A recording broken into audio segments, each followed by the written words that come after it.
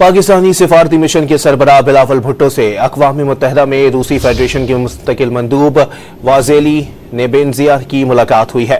बिलावल भुट्टो ने रूसी मंदूब से गुफ्तगू में कहा कि भारतीय हर धर्मी के बावजूद पाकिस्तान ने खित्ते में क़याम अमन और बड़े पैमाने पर तसादुम से गुरेज की हिकमत अमली इख्तियार की।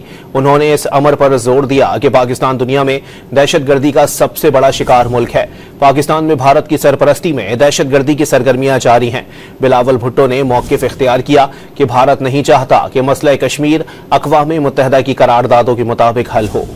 पाकिस्तानी सिफारती मिशन के सरबराह बिलावल भुट्टो से अक़वाम मुत्तहिदा में रूसी फेडरेशन के मुस्तकिल मंदूब वाज़ेली नेबेंजिया की मुलाकात हुई है।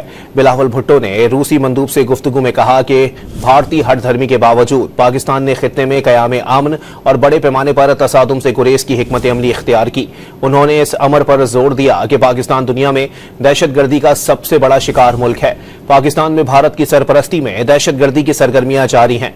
बिलावल भुट्टो ने मौक़िफ़ इख्तियार किया कि भारत नहीं चाहता कि मसला कश्मीर अक़वाम मुत्तहिदा की करारदादों के मुताबिक हल हो।